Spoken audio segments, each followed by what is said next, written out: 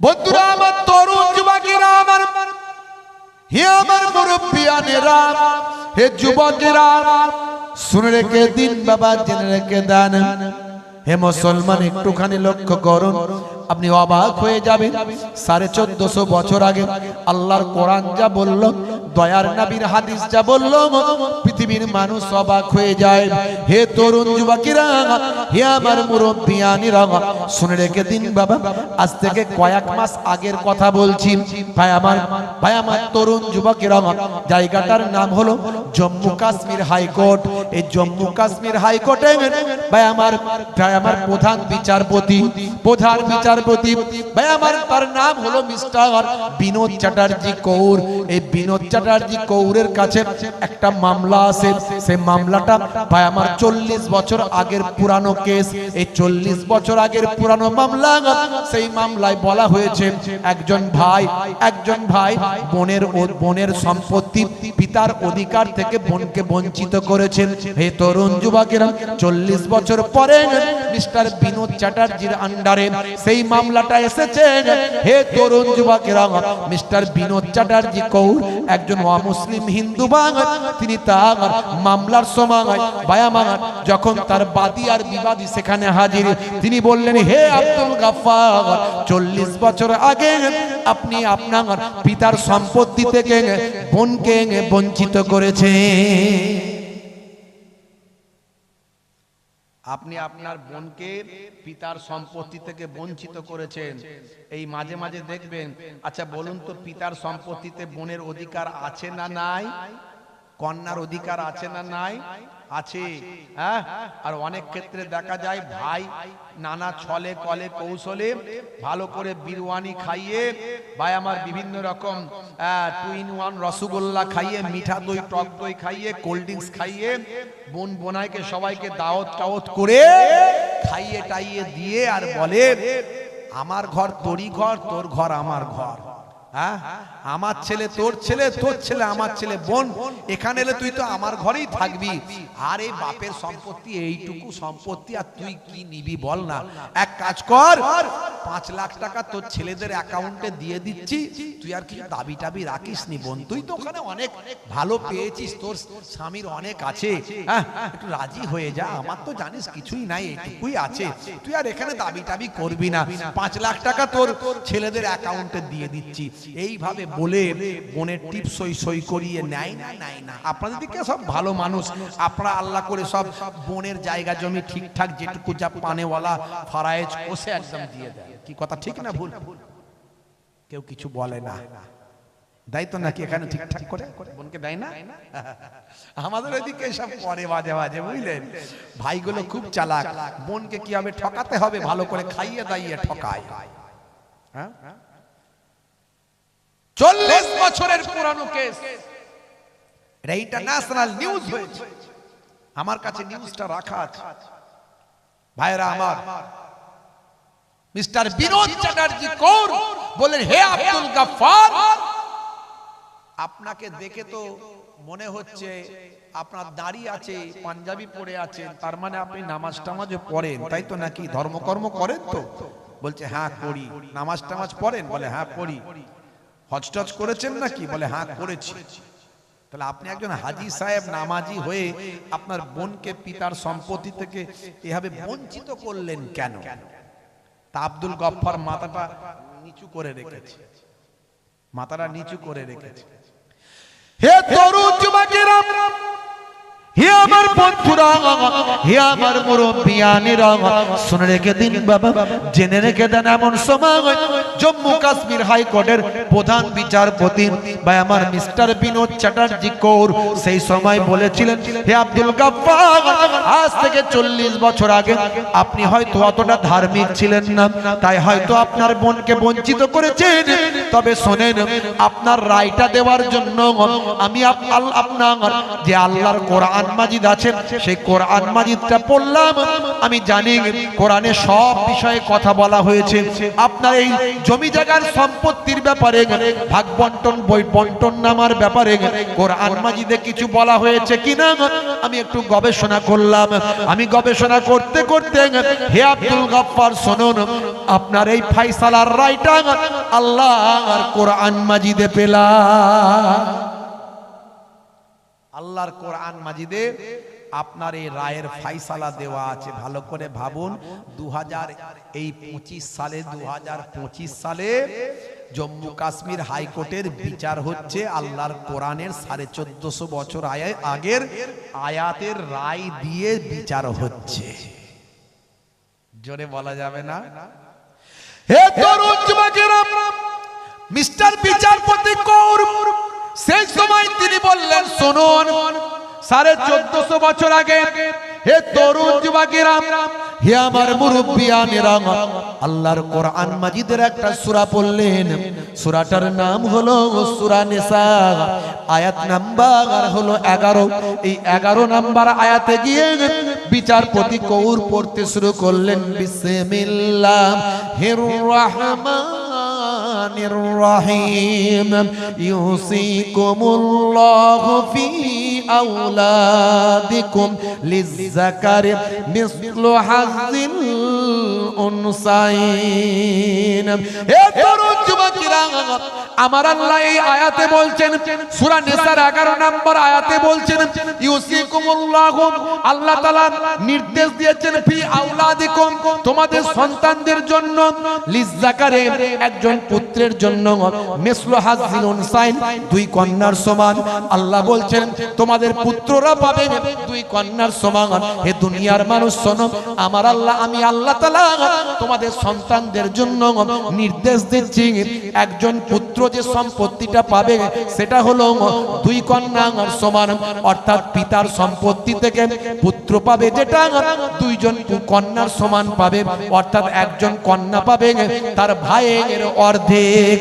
হে আব্দুল গাফফার, আল্লাহর কোরআন বলছে আপনি যেটা আপনার পিতার সম্পত্তি থেকে পাবেন তার অর্ধেক পাবেন আপনার বোন। আজকে জম্মু কাশ্মীর হাইকোর্টে আমি বিচারপতি কৌর আল্লাহর কোরআনের ফায়সালা শুনিয়ে দিলাম। দেখেছেন কোরআন মাজিদ আজও কতটা প্রাসঙ্গিক।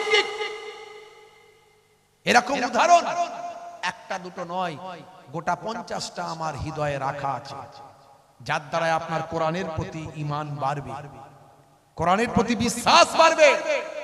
আমরা আল্লাহ দেখিনি, নবী দেখিনি, কিন্তু কোরআন দেখতে পাচ্ছি। সে কোরআন আজও সত্য, মহাসত্য, ধ্রুব সত্য। 1450 বছর ধরে আজও কোরআনের একটা অক্ষর, একটা লাইনকে কেউ পাল্টাতে পারেনি। পৃথিবীর বুকে যত কিতাব আছে তার রাইটারের নাম লেখা আছে, except only one book in the world, একটা কোরআন মাজিদ আপনি খুলুন, দেখবেন তার রাইটারের নাম কিছু লেখা নাই। তার কারণ সেটা মানুষকৃত রচনা নয়, সেটা মহান আল্লাহ কর্তৃক লেখা। জোরে বলুন সুবহান। জোরে হবে না? পৃথিবীর বুকে এমন কোন গ্রন্থ আমাকে দেখান যে গ্রন্থটা লক্ষ লক্ষ মানুষ মুখস্থ করে, কোটি কোটি মানুষ মুখস্থ করে। যদি আপনাদের জানা থাকে আমাকে বলুন, আমি সেটা পরের দিন থেকে প্রচার করব। আমার জানা নাই যে পৃথিবীতে কোটি কোটি মানুষ একটা গ্রন্থ মুখস্থ করে। Only one book in the world, একটাই কিতাব পৃথিবীর বুকে কোটি কোটি মানুষ মুখস্থ করছে 24 ঘন্টা, তার নাম হলো আল কোরআন। জোরে হবে না? আপনি অবাক হয়ে যাবেন, 1450 বছর আগের কথাগুলো আজকের যুগে কেমন মিলে যাচ্ছে, আপনি অবাক হয়ে যাবেন।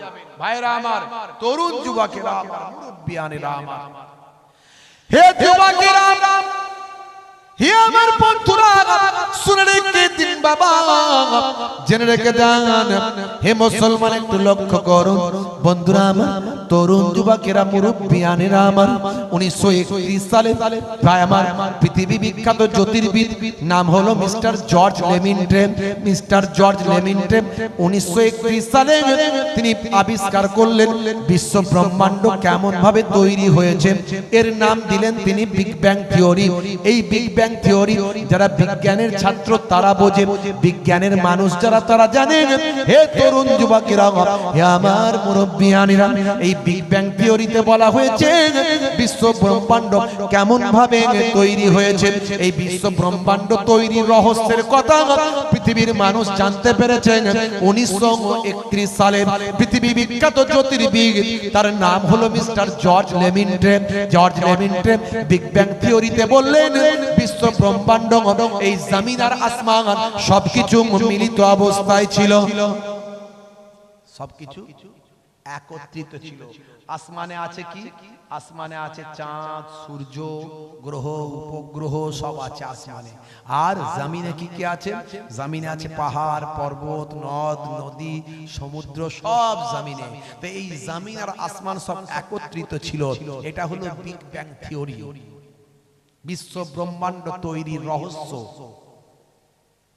বিজ্ঞানের ছাত্ররা জানে, যারা বিজ্ঞান সায়েন্স নিয়ে পড়াশোনা করে তারা জানে এই একত্রিত অবস্থায় ছিল। এর ভিতরে এর উপরে একটা বিস্ফোরণ হলো। এই বিস্ফোরণের মাধ্যমে সায়েন্স বলছে, মিস্টার জর্জ লেমিন্ট্রে বলছেন যে এই বিস্ফোরণের কারণে জমিনটা জমিনে রয়ে গেল, আকাশটা আকাশে চলে গেল। এইভাবে বিশ্ব ব্রহ্মাণ্ড তৈরি হলো। জোরে বলুন সুবহানাল্লাহ। যখনই মিস্টার জর্জ লেমিন্ট্রে কথা বললেন, সালটা হলো 1931 সাল। আজ থেকে কিছু কম বেশি মোটামুটি ধরুন প্রায় 95 বছর, প্রায় 2025, প্রায় 95-94 বছর আগে, মাত্র 94 বছর আগে যখন এ কথা তিনি বললেন, ভাইরা আমার, তরুণ যুবকেরা আমার, মুরব্বিয়ানেরা আমার, মুসলমান শুনে রেখে দেন, এই বিশ্ব ব্রহ্মাণ্ড রহস্যর ভাই আমার কথা আজকে 2025 সাল, 1931 সালে তিনি এই কথা বলছেন। তার মানে 100 বছর এখনো হয়নি। এই 94 বছর আগে তিনি যখন এই কথা বললেন, তখন কোরআনের যারা গবেষক তারা বলছে, হে মিস্টার জর্জ লেমিন্ট্রে, আপনি যেটা বললেন এটা তো কোরআনে লেখা আছে আমাদের। জোরে হবে না? আরে জোরে বলা যাবে না? আচ্ছা, এ কি কোনো বানানো কথা? হ্যাঁ, যা ইচ্ছা তাই বলে দিলি হয়ে গেল, প্রমাণ দিতে হবে না? বিজ্ঞানীরা বলল প্রমাণ দিন। বলেন কি আপনি পৃথিবীর কোন মানুষ যেটা জানে না, এটা আপনার কোরআন আগে থেকে কেমন করে জানে? কোরআনের গবেষকরা বলে, শুনুন, এই আয়াতগুলো তো নিয়ে আমরা গবেষণা করি না, কিন্তু আপনারা যখন আবিষ্কার করছেন তখন গবেষণা হয়ে যাচ্ছে।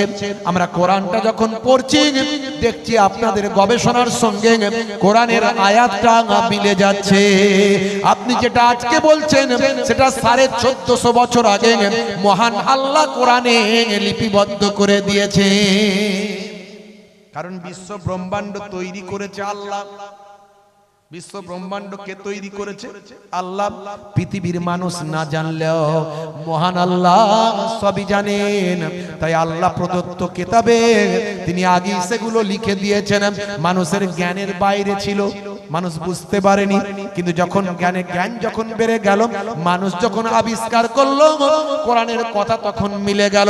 হে তরুণ যুবকেরা, বিজ্ঞ পণ্ডিতেরা বলল, কোরআনে কোথায় লেখা আছে দেখাও তো দেখি। তখন কোরআনের গবেষকরা বলে, তবে শুনুন হে তরুণ যুবকেরা, আপনার কাছেও কোরআন মাজিদ আছে। মোবাইলে আছে না নাই? জোরে বলেন। প্লে স্টোরে যাবেন, যাদের অ্যান্ড্রয়েড মোবাইল আছে প্লে স্টোরে যাবেন, লিখবেন একটা অনুবাদ উচ্চারণ সহ বাংলা কোরআন মাজিদ, আপনি পেয়ে যাবেন। আপনি আরবি পড়তে পারেন না, উচ্চারণ করে করে পড়বেন। হ্যাঁ, পৃথিবীতে যত কিতাব আছে পড়লে জ্ঞান বাড়ে, আর কোরআন মাজিদ পড়লে জ্ঞানও বাড়বে। প্রত্যেকটা অক্ষর পড়লে 10টা করে নেকিও পাওয়া যাবে। জোরে হবে না? ভাইরা আমার, তরুণ যুবকেরা আমার, মুরব্বিয়ানেরা আমার, কোরআন মাজিদে 6666টা আয়াত আছে, 500টা আয়াত হলো আদেশ আর নিষেধের, বাকি 6166টা আয়াত হলো হিস্ট্রি অফ পাস্ট, অতীতের ইতিহাস। কিন্তু মহান আল্লাহর বাণী এত সুন্দর করে আল্লাহ সাজিয়েছেন, কোন কবি যদি পড়ে দেখবে এটা একটা কবিতার কিতাব। জোরে বলুন সুবহানাল্লাহ। কি সুন্দর ছন্দ দিয়ে দিয়ে লেখা, আপনি অবাক হবেন। ইন্না আতাইনাকাল কাউসার ফাসাল্লি লিরাব্বিকা ওয়ানহার ইন্না সানিয়াকা হুয়াল আবতার। ছোট্ট একটা কবিতা। এরকম আপনি কবিতা মাঝে মাঝে দেখবেন কি ভাষা, অলংকার, ছন্দ, তাল। সাহিত্যের কিতাব, যে সাহিত্যিক তার দৃষ্টি আকর্ষণ করবে, যে হিস্টোরিয়ান তার দৃষ্টি আকর্ষণ করবে ইতিহাসের বই, যে ফিলোসোফার তার দৃষ্টি আকর্ষণ করবে এটা একটা ফিলোসফির বই, দর্শনের বই। যে সায়েন্টিস্ট তার দৃষ্টি আকর্ষণ করবে এটা একটা সায়েন্সের কিতাব। সে অবাক হয়ে যাবে। যে গণিতিক, ম্যাথমেটিশিয়ান, সে দেখবে কি সুন্দর একটা গণিতের হিসাব এখানে আছে। এটা মহান আল্লাহর বাণী বলে সম্ভব, পৃথিবীর কোন মানুষের লেখা নয়। হে তরুণ যুবকেরা, হে আমার বন্ধুরা, হে আমার মুরব্বিয়ানেরা, শুনে রেখে দিন বাবা, জেনে রেখে দেন। বিশ্ব ব্রহ্মাণ্ড তৈরির রহস্য 1931 সালে আবিষ্কার হলো, অথচ 1450 বছর আগে কোনো নাসা ছিল না, কোনো ইসরো ছিল না, কোনো গবেষণা কেন্দ্র ছিল না, স্টেথিস্কোপ, ব্যারোমিটার, থার্মোমিটার, মাইক্রোস্কোপ ছিল না, দূরবীন যন্ত্র ছিল না। পৃথিবীর কোনো বিজ্ঞানের আবির্ভাব সে সময় হয়নি। হে তরুণ যুবকেরা, আরবের মানুষ পশুচারণ করত, আরবের মানুষ যাযাবর ছিল, আরবের মানুষ বেদুইন ছিল। তাদের এই সমস্ত কল্পনা করা বিসবাও জলে যাওয়ার সমান। হে তরুণ যুবকেরা, হে আমার বন্ধুরা, অথচ সেই সময় মহান আল্লাহ কোরআন মাজিদের ভিতরে সব কিছু লিপিবদ্ধ করেছেন। হে তরুণ যুবকেরা, বড় বড় পণ্ডিতেরা বলল কোথায় লেখা আছে? বিগ ব্যাং থিওরি দেখাও তো দেখি কোরআনে কোথা আছে।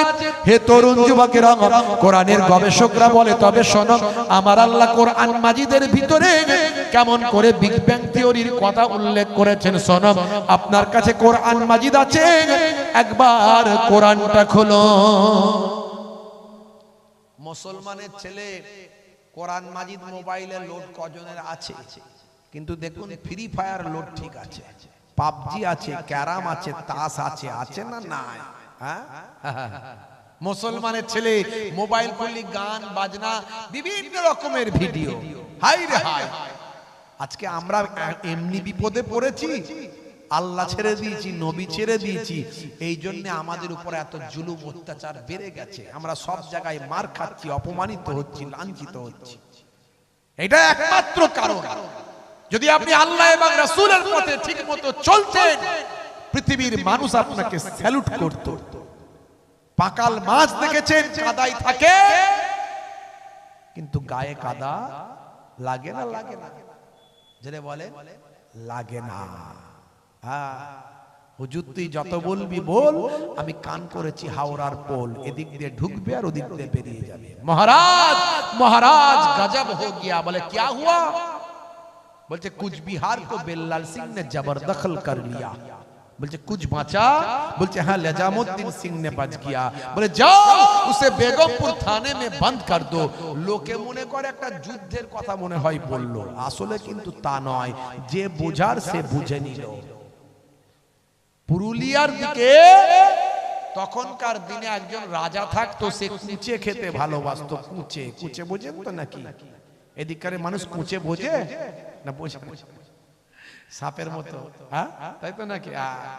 তো সব কিছুতেই তার কুচে লাগবে। কুচের বিভিন্ন রেসিপি তৈরি করতে হবে, কুচে দিয়ে বিভিন্ন ভ্যারাইটিস তৈরি করতে হবে। বাবুর্চির উপরে সেরকমই অর্ডার। একদিন দুপুরবেলা একটা নিউ রেসিপি তৈরি করার জন্য কুচেটাকে ভেজে নিয়ে একটা কিছু করছিল বাবুর্চি, অন্য একটা রেসিপি তৈরি করবে।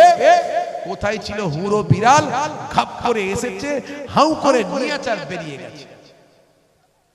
এখন বাবুর্চির তো মাথা খারাপ, যদি খাবার সময় মহারাজ রাজামশাই যদি কুচের রেসিপি না পায় তাহলে আমার চাকরিও চলে যেতে পারে, তা আমাকে বাঁচাবে কে? বলে একমাত্র বুদ্ধিমান আছে মন্ত্রী। মহারাজের মন্ত্রী থাকে তখন, বলে মন্ত্রী একমাত্র বাঁচাতে পারে। মন্ত্রী মহারাজ, মন্ত্রী সাহেব বিপদ হয়ে গেছে। কি হয়েছে রে? বলে এই ব্যাপার। মন্ত্রী মাথা চুলকে বলছে খাবার সময় কুচে না পেলে বিপদ, যা বলার এখনই বলতে হবে।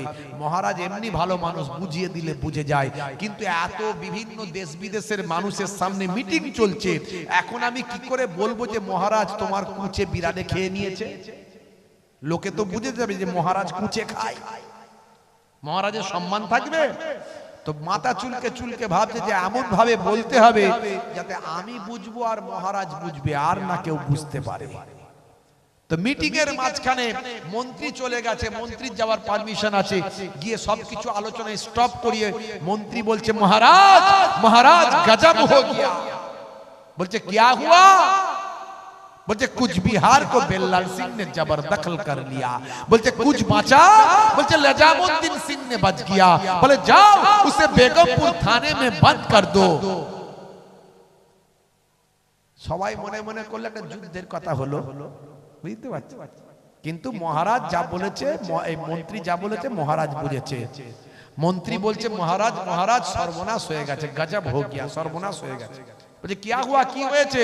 বলছে कुछ बिहार को बेल्लाल सिंह ने जबरदखल कर लिया। মানে কুচেকে বিড়ালে জবরদখল করে নিচে খেয়ে নিয়েছে। বলতে कुछ বাঁচা, কিছু বেঁচেছে? বলছে হ্যাঁ নিজামুদ্দিন সিং ने बच गया, মানে লেজটা বেঁচে গেছে। বলছে যাও उसे बेगमपुर थाने में बंद कर दो, যাও ওটাকে বেগুন দিয়ে চচ্চড়ি করে ফেলে।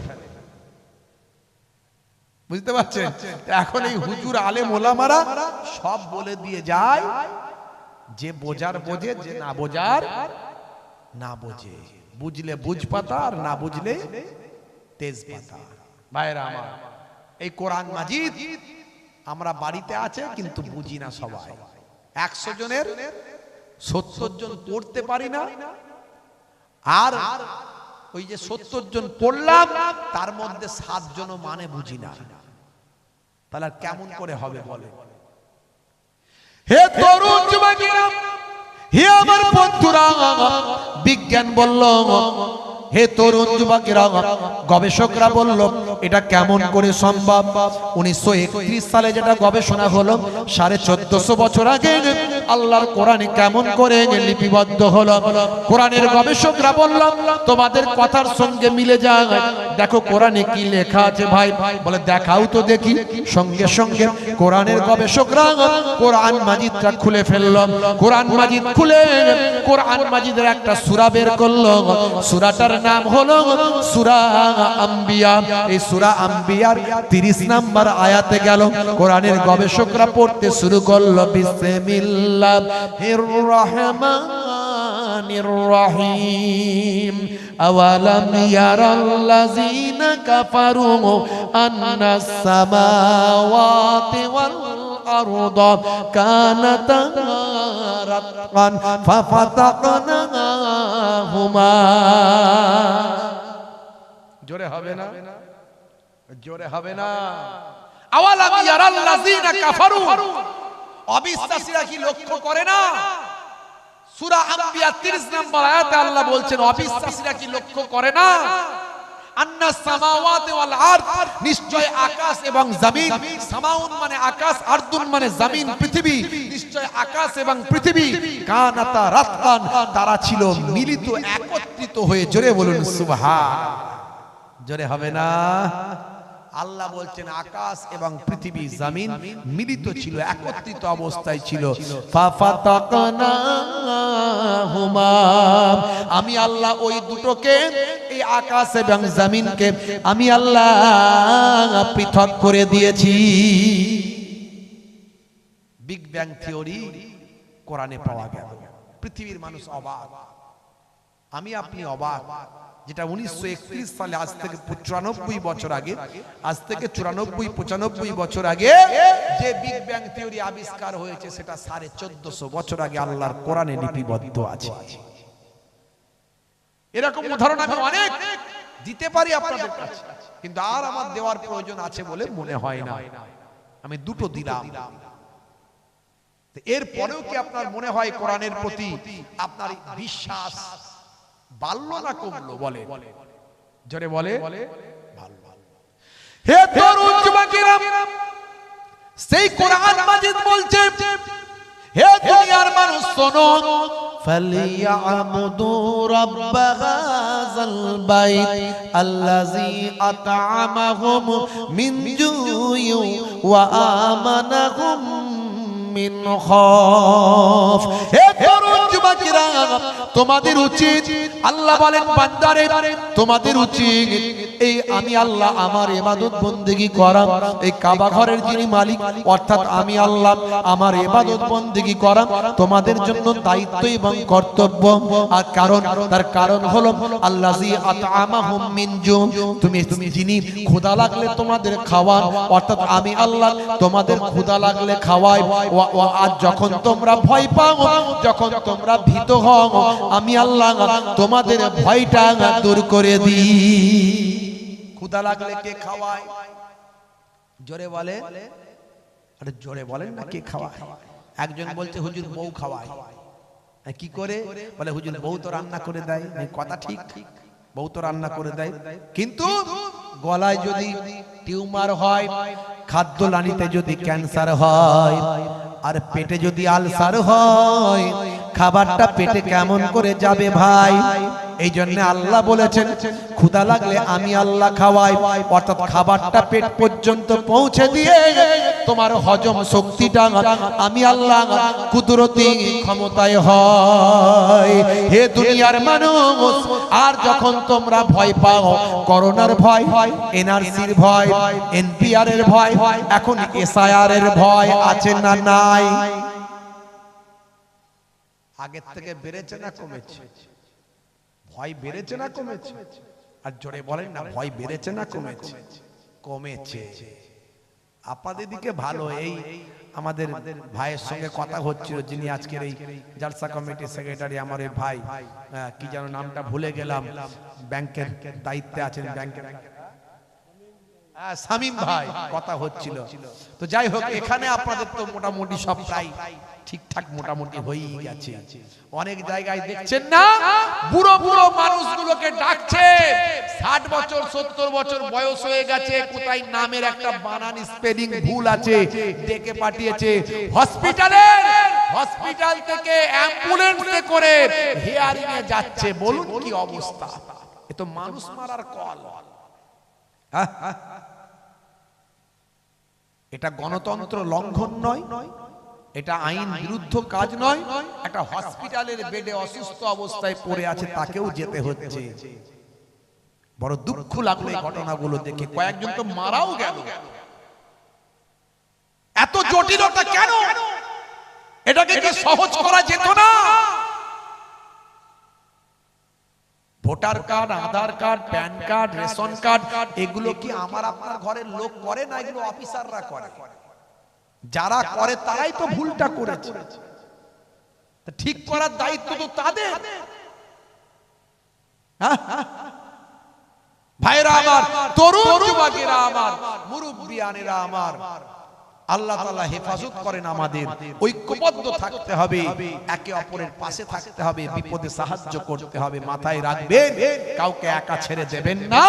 কারো যদি কোনো সমস্যা আসে, দলবদ্ধভাবে তার পাশে থাকবেন, আইনের সহায়তা দেবেন, প্রয়োজন হলে আমাদের সঙ্গে যোগাযোগ করবেন। আমরা এর আগে বলেছি, লেকচারার্স অ্যাসোসিয়েশন অফ বেঙ্গল ওয়াকফ নিয়ে সুপ্রিম কোর্টে মামলা করেছে, আমি নিজেও মামলা করেছি। যদি আমরা সেই মামলাগুলো না করতাম, তাহলে উমিদ পোর্টালে তোলার সিস্টেম আর পাওয়া যেত না, সব সরকারি সম্পত্তি হয়ে যেত। আমাদের পূর্বপুরুষের দিয়ে যাওয়া, রেখে যাওয়া সম্পত্তি হলো ওয়াকফ সম্পত্তি। যেমন আমার অমুসলিম হিন্দু ভাইদের জন্য আছে দেবত্ব সম্পত্তি, আবার ভাই আমার ওই গির্জা যাদের আছে, এই খ্রিস্টান ভাইদের জন্য যেমন আছে ওই সম্পত্তি, এরকম গডের সম্পত্তি, সেরকম আমাদের সম্পত্তিগুলো সব বরবাদ হয়ে যেত। শুধু মুসলমানদের উপরই অ্যাটাকটা বারবার হচ্ছে। এত সবাই সম্পত্তি সম্পত্তি থাকতে সেই ওয়াকফ নিয়ে টানাটানি আমরা সুপ্রিম কোর্টে এর আগে মামলা করেছিলাম। তাই এখন উমিদ পোর্টাল এসেছে, তাই উমিদ পোর্টালের যে ওয়াকফের করা সম্পত্তিগুলো এখনো তোলা হয়নি, তাই আর কয়েক মাস এখনো বাকি আছে, আরো কয়েক মাস বাড়ানো হয়েছে। আপনারা বিডিও অফিসে যোগাযোগ করবেন, বারাসাতে আপনাদের ওই যে অফিস আছে সংখ্যালঘু অফিস, সেখানে যোগাযোগ করবেন, না হলে সোজা কলকাতায় গিয়ে ওয়াকফ বোর্ডের অফিসে যোগাযোগ করবেন। কি প্রসেসিং এ তুলতে হবে তুলে নেবেন, তাহলে আমাদের সঙ্গে কথা বলবেন, অ্যাডভোকেটের সঙ্গে পরিচয় করিয়ে দেব। আর যদি এসআইআর এ কারো নাম ইচ্ছাকৃত হবে, দেশের কোন নাগরিক, আমার দেশের নাগরিকের ইচ্ছাকৃত হবে নামকে বাদ দেওয়া হয়, এর আগে সুপ্রিম কোর্টে গিয়ে ওয়াকফ নিয়ে মামলা করেছি আমরা, আবার কথা দিয়ে যাচ্ছি ইনশাআল্লাহ, আবার প্রয়োজন হলে এসআইআর নিয়ে সুপ্রিম কোর্টে লেকচারার্স অ্যাসোসিয়েশন অফ বেঙ্গলের পক্ষ থেকে আমরা আবার যাব ইনশাআল্লাহ। ভাইরা আমার, চিন্তা করবেন না, ভেঙে পড়বেন না। কালকে দেখলাম একজন টেনশন করেছেন, নামের বানান ভুল হয়েছে, ডেকে ডেকে পাঠিয়েছিল, এই স্বরূপনগর এলাকায় কোথায় এদিকে হয়েছে, মিডিয়ায় দেখলাম। তিনি বাড়িতে এসে অসুস্থ হয়েছে, ইন্তেকাল করে গেছে। টেনশন করবেন, আরে আপনি এদেশের নাগরিক, আপনাকে বিদেশি করবে কোন ক্ষমতায়? আপনি এদেশের নাগরিক প্রমাণ দেওয়ার জন্য অনেক ডকুমেন্ট আছে, কিন্তু আপনি বিদেশি তার প্রমাণ দেওয়ার জন্য নির্বাচন কমিশনের কাছে কটা ডকুমেন্ট আছে? অত সহজ নয়, কোর্টের কাছে তো প্রমাণ দিতে হবে। হতে পারে মেবি এমন অনেক মানুষ আছে যারা মাধ্যমিক পাস করে না, এমন অনেক মানুষ যাদের পাসপোর্ট নাই, এমন অনেক মানুষ যাদের বয়স অনেক বেশি হয়েছে, তখন বার্থ সার্টিফিকেট ছিল না, তারা কি প্রমাণ দেবে? তাদের কি ডকুমেন্টস আছে? তাহলে তারা বিদেশি হয়ে গেল? অত সহজ নয়। আইন আইনের পথে চলবে, একটু হ্যারাসমেন্ট হতে হবে, সমস্যায় পড়তে হবে। তাই ভেঙে পড়বেন না। আমি মিডিয়ার মাধ্যমে সবার কাছে বলছি, হে তরুণ যুবকেরা, হে আমার বন্ধুরা, হে আমার মুরব্বিয়ানেরা, আল্লাহ বললেন বান্দারে, তোমাদের আমি ক্ষুধা লাগলে খাওয়াই, ভয় পেলে রক্ষা করি। তোমাদের উচিত আমি আল্লাহ আমার ইবাদতটা করো। যদি আমার ইবাদতটা করো, আমি আল্লাহ তোমাদের কি দেব? হে তরুণ যুবকেরা, আমার আল্লাহ বলছেন, ইন্নাল্লাযীনা আমানু ওয়া আমিলুস সলিহাত কানাত লাহুম জান্নাতুল ফিরদাউসে নুজুলা। যারা আমার ইবাদত বন্দেগীটা করেছে, যারা নেক আমলটা করেছে, ভালো ভালো কাজটা করেছে, যারা ঈমানওয়ালা হয়েছে, যারা ঈমানদার হয়েছে, ভালো ইবাদত বন্দেগীটা করেছে, তাদের জন্য আমি আল্লাহ আমার দয়ার জান্নাত জান্নাতুল ফিরদাউস দান করে দিলাম। আমরা পেতে চাই তো নাকি জান্নাত? কি জি পেতে চাই? কারা কারা কারা কারা জান্নাত পেতে চান না? হাত তুলে দেখান তো দেখি। আবার অনেকজন হাত তুলেছে, জান্নাত চাই না বলছে। রাত বাড়ছে তো, তাই গন্ডগোল হচ্ছে নাকি?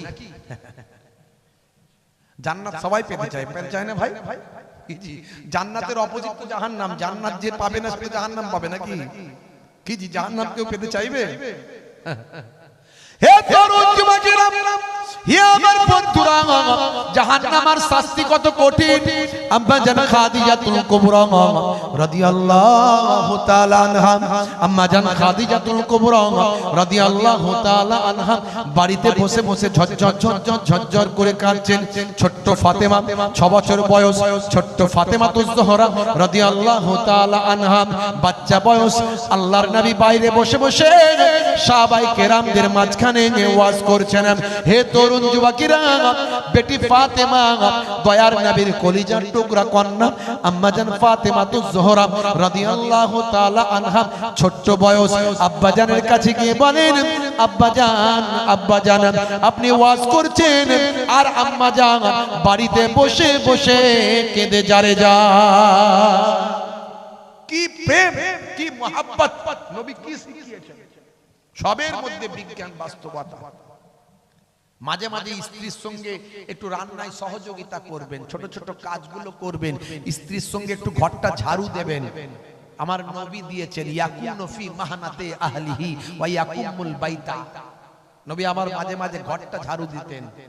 হ্যাঁ, আরো অনেক কাজ করতেন। আচ্ছা বলুন তো, আপনি যদি মাঝে মাঝে একটু ঘরটা ঝাড়ু দেন, স্ত্রীর সঙ্গে রান্নায় একটু সহযোগিতা করেন, কই গো ফুলটুসির মা তোমার শরীরটা খারাপ, তুমি একটু রেস্ট নাও, আমি একটু আলুটা কেটে দিচ্ছি, যখন কাটাকুটি হয়ে যাবে তোমাকে ডাকবো, একটু তুমি মশলাটা দিয়ে কষে দেবে।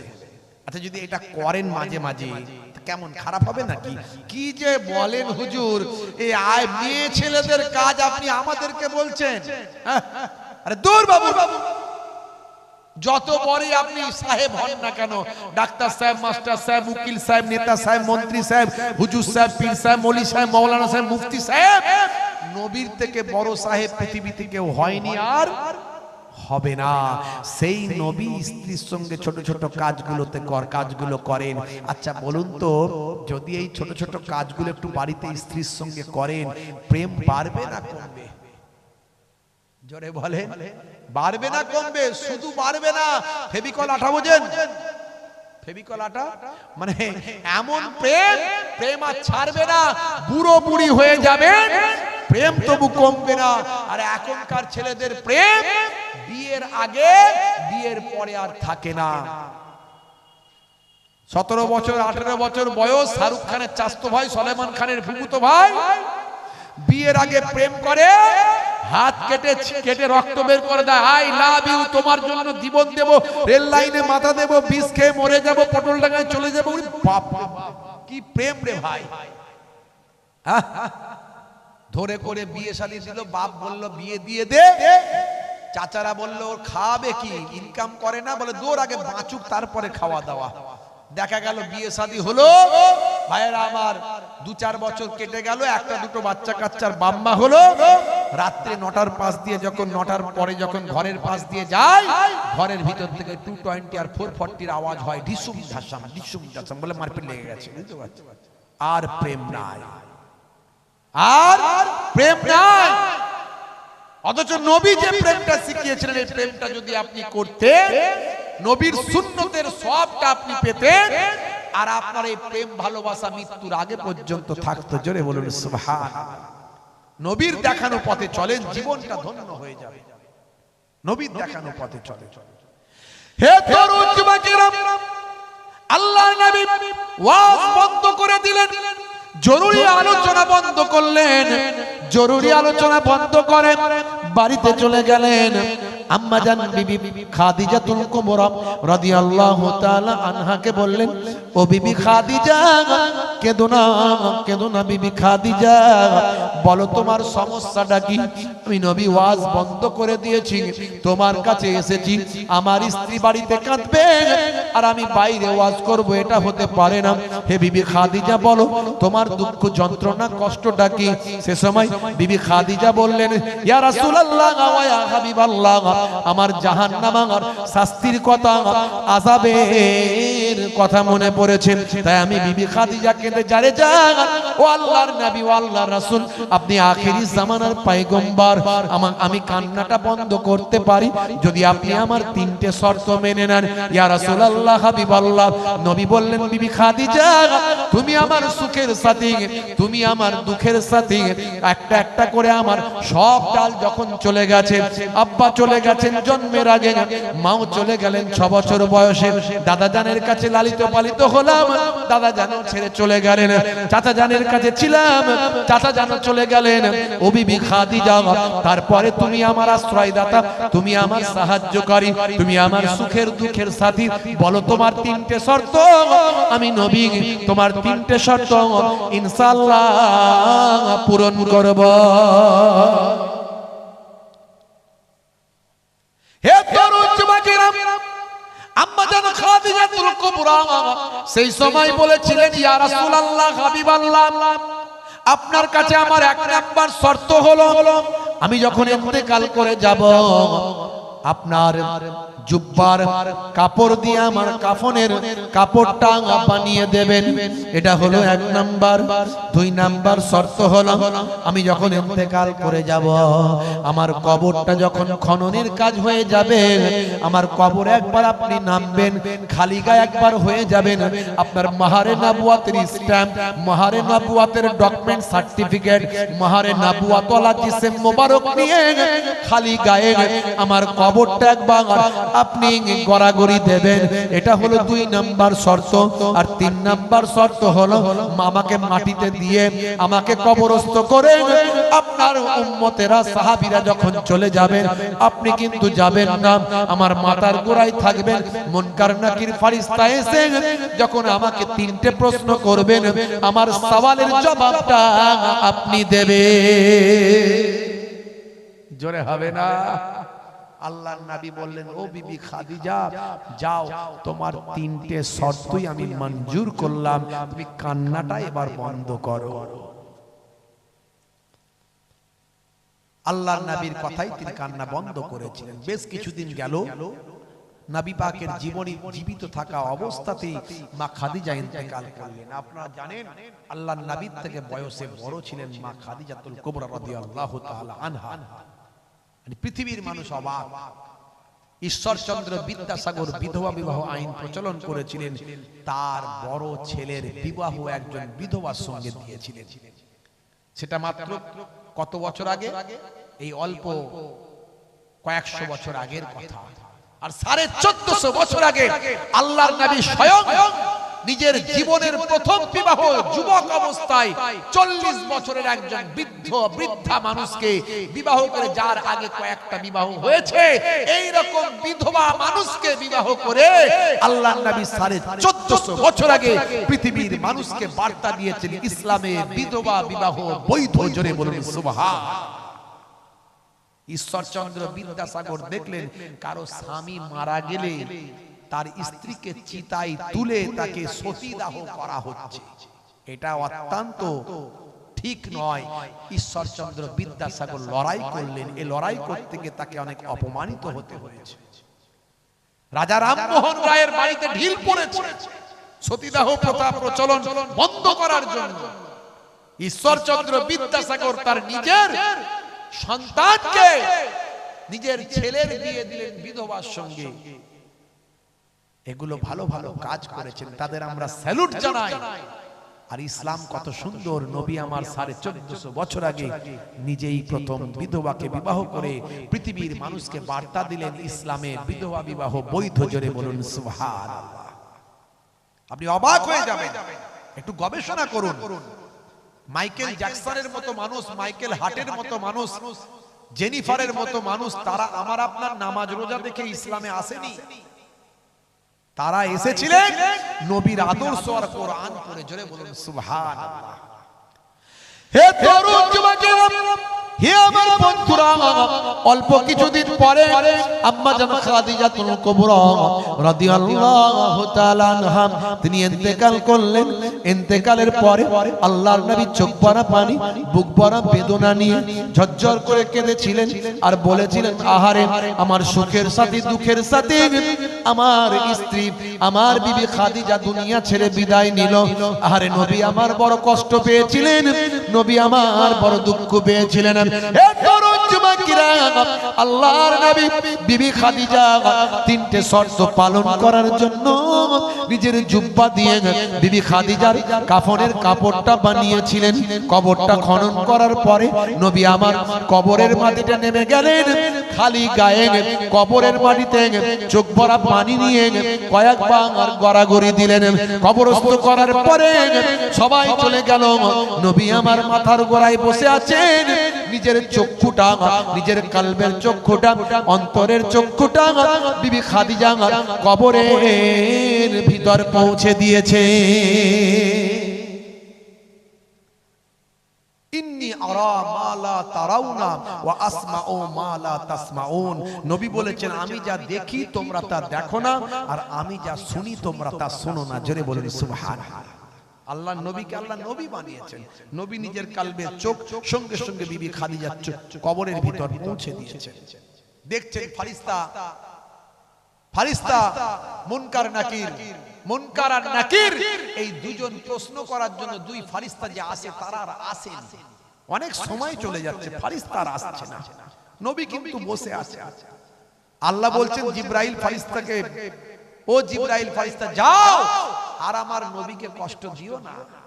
আর আমার নবীকে অপেক্ষায় রেখো না, তাড়াতাড়ি সংবাদ দাও যে নবীকে আর বসে থাকার দরকার নাই, বিবি খাদিজার কবরে ফারিস্তা ঢুকবে না। জোরে বলুন সুবহানাল্লাহ। জোরে হবে না? এ তরুণ যুবকেরা, জিবরাইল ফেরেশতা ঈসা আল্লাহর নবীকে বলেন, ইয়া রাসূলুল্লাহ, হাবিবাল্লাহ, আমার আল্লাহ আপনাকে সালাম দিয়েছেন। বিবি খাদিজার সওয়ালের আর জবাবের দরকার নাই, আপনাকে আর বসার কোনো প্রয়োজন নাই। যেদিন আপনি শর্তটা গ্রহণ করেছিলেন আমার আল্লাহ সবই দেখেছেন। সেদিন বিবি খাদিজার পক্ষ থেকে আপনি যে শর্তটা গ্রহণ করেছিলেন, সেদিনে আল্লাহর দরবারে বিবি খাদিজার সওয়াল আর জবাবের অ্যানসারটা হয়ে গিয়েছে। জোরে হবে না? নারী দেখবে ভাইরা আমার, তরুণ যুবকেরা আমার, দেখেছেন বিবি খাদিজার মতো মানুষ তিনিও কিন্তু জাহান্নামের ভয়ে কাঁদছেন। যুবকেরা, মুরব্বিয়ানেরা, মায়েরা, নামাজ ছেড়ে দেবেন না। সবচেয়ে বড় ইবাদত হলো নামাজ। এই নামাজ আপনি ছেড়ে দেবেন না। বান্দা নামাজ পড়ো, আকির ধরো, ছেড়ো না নামাজ এক জীবনে। করো না কাজা, হবে যে সাজা, দোজখ ঠিকানা আখিরাতে, দোজখ ঠিকানা আখিরাতে। ফজর গেল ঘুমে ঘুমে, জোহর বেলাতে কাজ, আসর গেল তাসার আড্ডায়, মাগরিব হেলা ফেলায়। নামাজ তোমার সঙ্গের সাথী, নামাজ হলো ঘরের বাতি। নামাজ বিনা এই দুনিয়ায় সবই যে বৃথা। বান্দা নামাজ পড়ো, আকির ধরো, ছেড়ো না নামাজ এক জীবনে। করো না কাজা, হবে যে সাজা, দোজখ ঠিকানা আখিরাতে। الرجل يلبس لبسة المرأة والمرأة تلبس لبسة الرجل إلى آخر الحديث أو كما قال عليه الصلاة والتسليم. وقال النبي صلى الله عليه وسلم يصبح الرجل مؤمنا ويمسي كافرا ويمسي مؤمنا ويصبح كافرا يبيع دينه بعرض من الدنيا إلى آخر الحديث أو كما قال عليه الصلاة والتسليم. শ্রদ্ধেয় সম্মানীয় মঞ্চ উপবিষ্ট সম্মানীয় মুহতারাম, আপনাদের সকলের মনের মানুষ, ভালোবাসার মানুষ, সম্মানীয় ইমাম সাহেব, আমার অত্যন্ত প্রিয় মঞ্চ উপবিষ্ট, সামনে উপবিষ্ট আমার দিন দরদি, ইসলাম দরদি ভাইরা, বাপজিরা, মুরব্বিয়ানেরা, যুবকেরা, স্নেহের বাচ্চারা, মাইক্রোফোনের আওয়াজে কান লাগিয়ে আছেন, পর্দার আড়ালে আছেন আমার জননী মায়েরা, বোনেরা, এবং দূর দূরান্তে আছেন জাতি, ধর্ম, বর্ণ নির্বিশেষে শ্রোতা বন্ধুরা, সকলকে তৎসহ যারা ম্যানেজমেন্টের দায়িত্বে আছেন, মাইক থেকে শুরু করে জেনারেটর লাইট থেকে শুরু করে, যারা সোশ্যাল মিডিয়ার আমার ইউটিউবার ভাই থেকে শুরু করে যারা যে কোনো দায়িত্ব পালন করছেন, প্রত্যেককে আমি মুহিবুল্লাহ হুসাইনি ফুরফুরা শরীফ ছোট হুজুর পীর কেবলা রহমাতুল্লাহ আলাইহির মেয়ে ছেলে নাতি, মায়াপুর হুজুর পীরনগরী হুজুর পীর কেবলা রহমাতুল্লাহ আলাইহির ছেলের ছেলে পৌত্র, সেই হরিণখোলা দরবার শরীফ থেকে আপনাদের খেদমতে এসেছি। মুসাফির হালাতে আমার হরিণখোলা দরবার শরীফের পক্ষ থেকে প্রত্যেককে আন্তরিক সালাম, শুভেচ্ছা, ভালোবাসা জ্ঞাপন করি। আল্লাহ পাকের রহমত সমস্ত ঈমানদারের উপর হোক। জোরে বলুন আল্লাহুম্মা আমিন। ঠান্ডার রাত, খুব অল্প সময়ের কিছু আলোচনা, জিকরুল্লাহ, জিকরুন নবীর মাহফিল, ইনদা জিকরি সুলাহায়ে তানজিলুর রহমান, যেখানে আল্লাহর মাহবুব বান্দাদের কথা আলোচনা করা হয়, সেই জায়গাতে আমার আল্লাহ তাআলার রহমত নাজিল হয়। জোরে হবে না?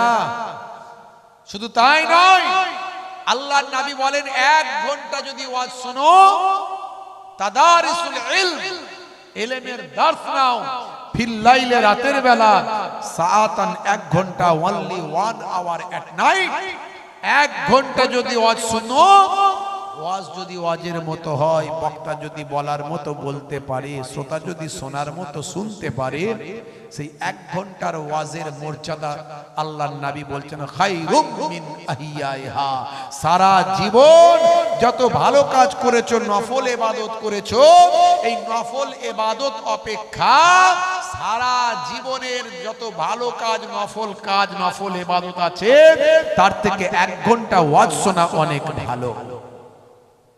জোরে বলা যাবে না, আর জোরে হবে না কি জি ভাইরা আমার, তরুণ যুবকেরা, ঠান্ডার রাত, আপনাদেরও বেশিক্ষণ বসে থাকতে কষ্ট, আর আমারও বুঝতে পারছেন, এ তো আর 1 দিন 2 দিনের ব্যাপার নয়। আপনারা বসে আছেন, আমি কিন্তু একটু চা খাচ্ছি, আমাকে তো বকতে হচ্ছে, কিছু মনে করবেন না, হুজুর চা খেয়ে নিচ্ছে, খেতে খেতে বলছে। তো যাই হোক, আমাদেরও সেই বছরে 7, 8, 8 মাস 9 মাস প্রায়, রোজার মাসটা অফ থাকে, এখন থেকে চলবে রোজা পর্যন্ত, চলছে সে কবে থেকে ভুলে গেছি, মনে নাই, রোজা পর্যন্ত চলবে, আবার রোজার মাসটা অফ রেখেছি, মানে ওই সময় তো জলসা বলসা হয় না, কিছু ইফতারির মজলিস টজলিস হয়, আবার ঈদের পর থেকে চলবে একদম টানা, বুঝতে পারছি, মানে প্রায় এখন 8 মাস 9 মাস জলসা হয়, আর প্রত্যেক দিন। এই যে আমরা এত বকি না, মানুষ মনে করে হুজুরদের বিরাট ব্যাপার, গাড়ি করে আসছে, ওয়াজ করছে, কামিয়ে নিয়ে চলে যাচ্ছে, এই 2 ঘন্টা মাইকে উঠে বকতে গেলে বুঝতে পারবেন যে কি হচ্ছে, এটা গলা, এটা মেশিন নয়, এগুলো মেশিন সব, আজকে এটা পাল্টে দেবেন, কালকে আবার নতুন হয়ে যাবে, বুঝতে পারছেন, গলা পাল্টানোর কোনো ব্যবস্থা নাই বা।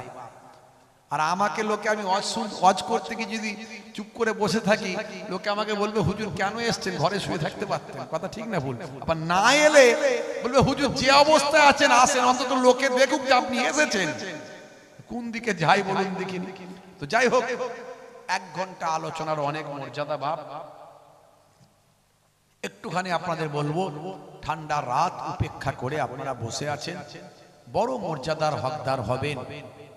আমি আপনাদের মাঝখানে, আজকে কঠিন পরিস্থিতির মধ্যে দিয়ে আমরা যাচ্ছি, আমাদের ঈমান বাঁচানো বড় কষ্টকর হয়ে গেছে, আখেরি জামানা, ঈমান বাঁচানো বড় দুষ্কর হয়ে গেছে, আমাদের কাছে বিভিন্ন ভাবে চক্রান্ত করা হচ্ছে, কিভাবে আমাদের ঈমানকে নষ্ট করে দেওয়া যায়।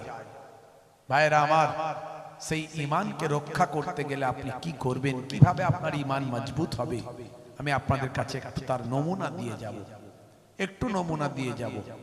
মাশাআল্লাহ ভাইরা আমার, তরুণ যুবকেরা আমার, আখেরি জামানায় কিতাবের মধ্যে এসেছে, হাতে আগুনের কুণ্ডু হাতে রাখা সহজ হবে, আমার উম্মতের মধ্যে ঈমান রাখা কঠিন হয়ে যাবে। আর এখন সেই সময় আপনারা আমার মধ্যে চলে এসেছে, একটু চোখ কান খুলে তাকিয়ে দেখুন যে ঈমান বাঁচানো কত দুষ্কর হয়ে গেছে। মুসলমান, এই কঠিন পরিস্থিতিতে আপনার আমার ঈমানকে মজবুত করতে হবে। আপনি অবাক হয়ে যাবেন, আমি এই মাত্র 1.5 মাস আগে উমরা হজ করে এসেছি, প্লেনে আছি, প্লেনে একটা হলো ভেজ রাইস আর একটা হলো নন ভেজ রাইস, প্লেনের খাবার দিচ্ছে, হাজী সাহেবদের দিচ্ছে খাবার, জিজ্ঞাসা করছে কোনটা খাবেন, ভেজ রাইস খাবেন না নন ভেজ রাইস? আমি বললাম ভেজ রাইস, আমি নন ভেজ খাই না, বুঝতে পারছেন, নন ভেজ মানে আমি খাই না প্লেনে। তার কারণ হচ্ছে ওরা বলবে চিকেন হালাল, কিন্তু হালাল কেমন হচ্ছে সেটা আপনি বুঝতেই পারছেন, হালাল সার্টিফিকেট দিয়ে দেয়, কিন্তু কিভাবে জবাই করছে আপনি তো জানেন না, যে ঠিকঠাক হুলকুম, মারি, সাহারক যেগুলো আছে ঠিকঠাক কাটা হচ্ছে কিনা, বা কাটতে গিয়ে ওরা তো একসঙ্গে 200-500 মুরগি জবাই করে, 1000 মুরগি জবাই করে, ওরা তো জবাই করে না, কাঁচা কাঁচ কেটে দেয়, বুঝতে পারছেন? পানিও খাওয়ায় না আর বিসমিল্লাহ আল্লাহু আকবার বলে না। যেটা আল্লাহর নাম ব্যতীত গায়রুল্লাহ, আল্লাহর নাম ব্যতীত জবাই করা হবে, সেটার হালাল হবে না। তা ওরা বলে দিচ্ছে হালাল, কেউ হয়তো সার্টিফিকেট দিয়েছে। এখন দেখবেন এই মিয়ামর, মনজানিস, ছোট ছোট দোকানগুলো হয়েছে, দেখবেন সুন্দর সুন্দর চকচকে ঝকঝকে দোকান, ওখানে দেখবেন চিকেন প্যাটিস, চিকেনের অমুক, চিকেনের তমুক সব বিক্রি হয়। আর দোকানদারকে আপনি জিজ্ঞাসা করবেন, ভাই হালাল তো? বলেন বাপ রে বাপ, দেখো না সার্টিফিকেট টাঙানো আছে। ওরা সার্টিফিকেট দেখিয়ে দেয়, তলায় দেখবেন আর মুফতি সাহেবের সই, মুফতি সাহেব সই করেছে। তো কোন মুফতি, কোথাকার মুফতি, সে কি দেখে সই করছে আল্লাহ জানে। এই বিশ্বাসে যদি আপনি যদি খেয়ে নেন, আপনি হয়তো হালাল খাবার খাচ্ছেন না, হারামি খাচ্ছেন। আপনার নামাজ, আপনার ইবাদত। আমাদেরকে জিজ্ঞাসা করছে কি নেবেন, ভেজ রাইস না নন ভেজ? আমি বললাম ভেজ। পাশের হাজী সাহেব বলছে নন ভেজ, চিকেন দাও, চিকেন। হাজী সাহেব চিকেন খাবেন, চিকেনটা হালাল কিনা আপনি কি করে জানবেন? বলছে হুজুর প্লেনে সব হালাল। আপনি দেখে এসেছিলেন হালাল? হাজার হাজার পিস চিকেন জবাই হয়, কাটে ওরা, ও পায়ে করে ধরে খাঁচ করে কেটে দেয়, আপনি সব হালাল বলে চালিয়ে দেয়, আপনি হালাল খেয়ে নিচ্ছেন, আপনার ঈমান আমলের ভয় নাই? ভাববেন কি করে? যত চিকেনের দোকান আপনি দেখবেন, আপনার মোর মাথায় আশেপাশে রাস্তায় চিকেনের দোকান দেখবেন,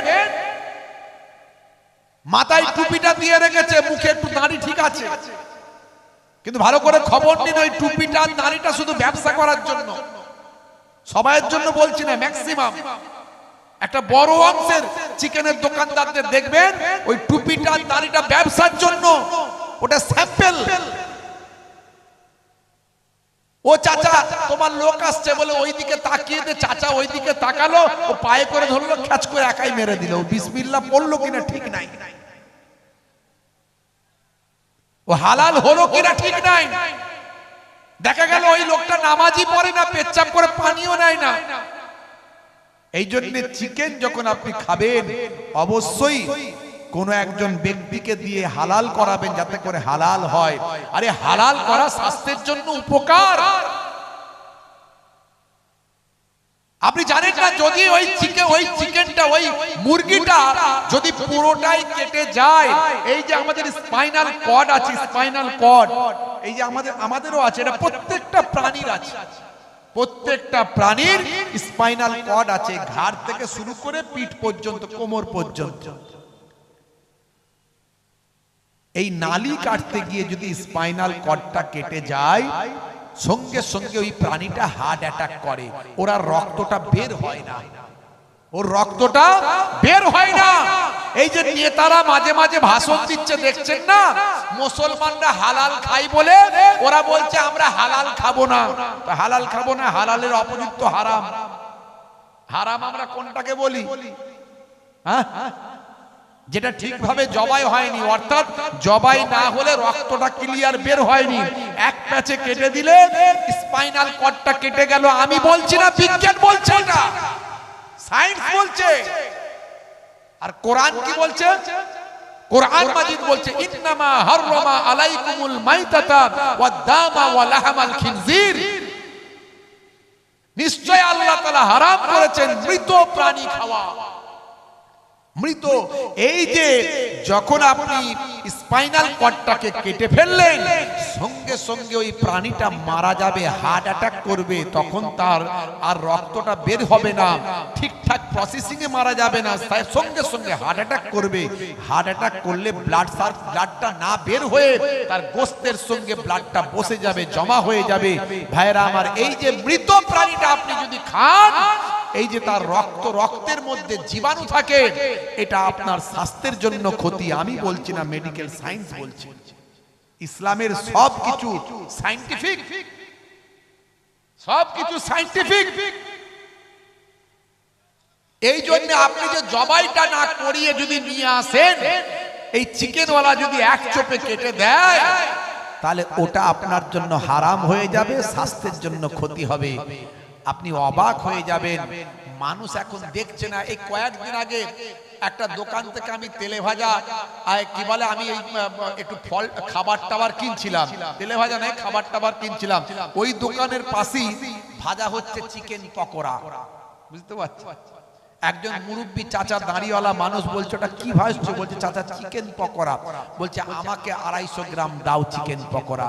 একবারও দেখলো না, চিন্তাও করলো না যেটা হারাম না হালাল। মানুষ এখন কোন পথে চলে গেছে একবার ভাবুন। এই ওয়াজগুলো মানুষ শুনছে না, মানুষের শোনাও হচ্ছে না। আপনার ঈমান কোনটা দিয়ে বরবাদ হয়ে যাচ্ছে, আপনার আমল কোনটা দিয়ে নষ্ট হয়ে যাচ্ছে। আপনি হারাম খাদ্য খাচ্ছেন। শুধু এভাবে নয়, এটা তো আপনি বাহ্যিক দেখতে পাচ্ছেন। আপনি যে টাকাটা ইনকাম করছেন, যে ব্যাংকের ইন্টারেস্টটা পাচ্ছেন, আপনি যে টাকা রেখেছেন ব্যাংকে কয়েক লক্ষ টাকা, আপনি বছরে বছরের ইন্টারেস্টটা বের করে নেন কি না ওর সঙ্গে জমে রয়ে যায়? আমার ব্যাংকে টাকা থাকে, আমি আপনারা জানেন আমি হাই স্কুল টিচার, আবার একটা হাই সেকেন্ডারি স্কুলের টিচার। আমি প্রায় 17 বছর হয়ে গেল। স্কুল সার্ভিস কমিশন থেকে আমি ওয়েস্ট বেঙ্গলে 3rd হয়েছিলাম। তা আমার ব্যাংকে টাকা থাকে, আমি বছরের শেষে আমি সেই টাকার টোটাল ডিটেলসটা আমি স্টেটমেন্টটা নিয়ে বছরের শেষে আমি দেখে নিই কত টাকা আমার ওখানে ইন্টারেস্ট জমেছে। সেই ইন্টারেস্টের টাকাটা আমি বের করে নিই, আলাদা করে তুলে নিই। আমার 1 বছরের টাকাটা যেটা ব্যাংকে রইলো, আমার মেহনতের টাকাটা রইলো, ইন্টারেস্টের টাকা আমি আলাদা করে ফেলে আমি আলাদা রেখে দিলাম। সেটা আমি অন্য কাজে ব্যবহার করি।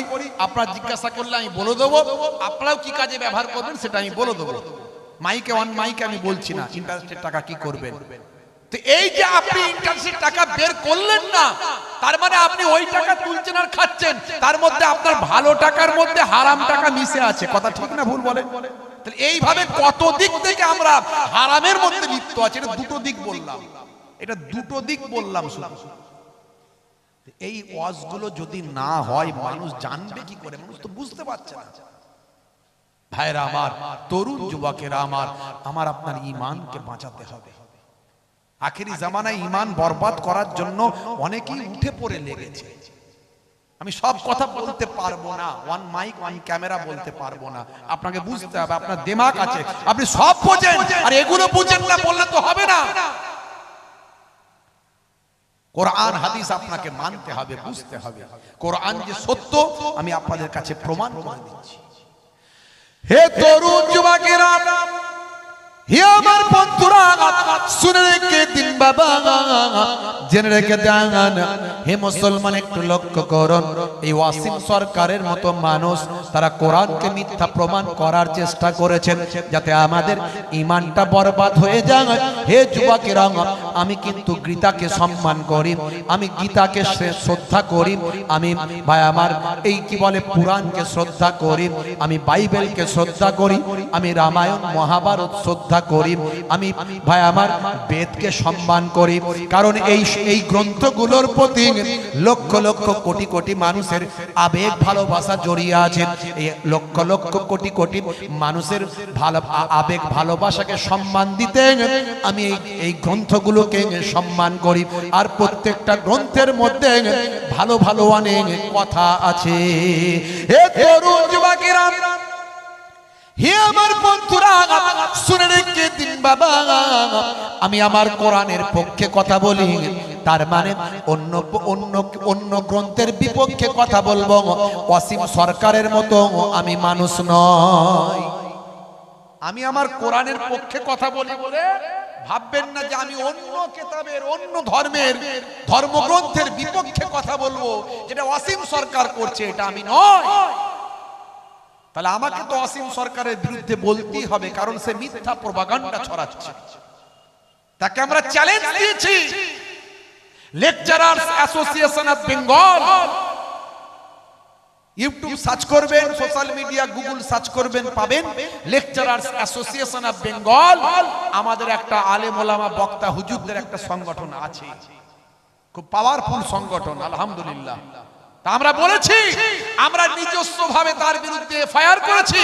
আমরা বলেছি দেখুন, যদি আপনার কোনো অবজেকশন থাকে আপনি সুপ্রিম কোর্টে মামলা করতে পারেন, কিন্তু কোরআনের বিরুদ্ধে হবে অযৌক্তিক কথাবার্তা বলার অধিকার আপনার নাই। আমার যেমন গীতার বিরোধিতা করার অধিকার নাই, আমার যেমন বেদের বিরোধিতা করার অধিকার নাই, লক্ষ লক্ষ মানুষের আবেগে কষ্ট দেওয়ার, দুঃখ দেওয়ার অধিকার আমার নাই। এটা আমার সংবিধান আমাকে দেয়নি। আমার ফান্ডামেন্টাল রাইটস আছে, বাক স্বাধীনতা আছে, মানে আমি অন্যের ভাবাবেগে আঘাত দিতে পারি না। তেমন আপনি আমার কোরআনে আঘাত দিতে পারেন না। যদি বলেন যে আপনি শুনবেন না, তাহলে চ্যালেঞ্জ করছি, আপনি বসুন, আপনার যে শর্ত আছে আমরা মেনে নেব, আর আমাদেরও শর্ত আছে, আপনাকে মানতে হবে। আপনি অনলাইন অফলাইন যেখানে খুশি বসুন, রেডি হন। কিন্তু তিনি আমাদের কথায় উত্তর দেননি, বুঝতে পারছেন? তিনি বলেছেন আমরা, আপনারা তো এফআইআর করেছেন, আইনের পথে গেছেন, আইনের পথে চলবে, বুঝতে পারছেন? হে তরুণ যুবকেরা, হে আমার বন্ধুরা, হে আমার মুরব্বিয়ানেরা, শুনে রেখে দিন বাবা, জেনে রেখে দেন। তিনি বলেছেন বদরের যুদ্ধে নাকি কোরআন মাজিদ পুড়ে গেছে। হে যুবকেরা, বদরের যুদ্ধ হয়েছিল ভাই আমার 624 খ্রিস্টাব্দে। 624 খ্রিস্টাব্দে বদরের যুদ্ধ হয়েছিল। আর 632 খ্রিস্টাব্দে আল্লাহর নবী বিদায় হজ করেছেন। বিদায় হজের সময় আরাফাতের ময়দান, জাবালে রহমত পাহাড়, এই পাহাড়ে আল্লাহর নবী দাঁড়িয়ে দাঁড়িয়ে 1,20,000 সাহাবী ফলোয়ার ভক্তদের মাঝখানে আল্লাহর কথা বলছেন। হে যুবকেরা, এই পাহাড়ে জাবালে রহমত পাহাড়ে বিদায় হজের সময়তেও আমার আল্লাহর পক্ষ থেকে কোরআনের বাণীটা অবতীর্ণ হয়েছে। আল-ইয়াউমা আকমালতু লাকুম দীনাকুম ওয়া আতমামতু আলাইকুম নি'মাতি ওয়া রাদিতু লাকুমুল ইসলাম দীনান। হে তরুণ যুবকেরা, হে আমার মুরব্বিয়ানেরা, 624 খ্রিস্টাব্দে যদি কোরআন মাজিদ পুরো ধ্বংস হয়ে যায়, তাহলে 632 খ্রিস্টাব্দ পর্যন্ত, বিদায় হজ পর্যন্ত আল্লাহর নবীর কাছে কোরআন মাজিদ এলো। এটা কোন কোরআন? এর দ্বারা প্রমাণ হয় তিনি মিথ্যা বলছেন। 624 খ্রিস্টাব্দে কোরআন মাজিদ পুরো ধ্বংস হয়ে যায়নি। পৃথিবীর কোন রকম প্রমাণ তথ্য তিনি দিতে পারবেন না। তিনি যে হাট্টি বলছেন, আসলে ওটাও ভুল বলছেন। ওটা হলো হিট্টি, ঐতিহাসিক হিট্টি, একে হিট্টি, একজন হিস্টোরিয়ান। তিনি কি লিখেছেন না লিখেছেন তার কোনো রেফারেন্স নাই, তার কোনো প্রমাণ নাই, বাজে কথা বলে দিচ্ছেন।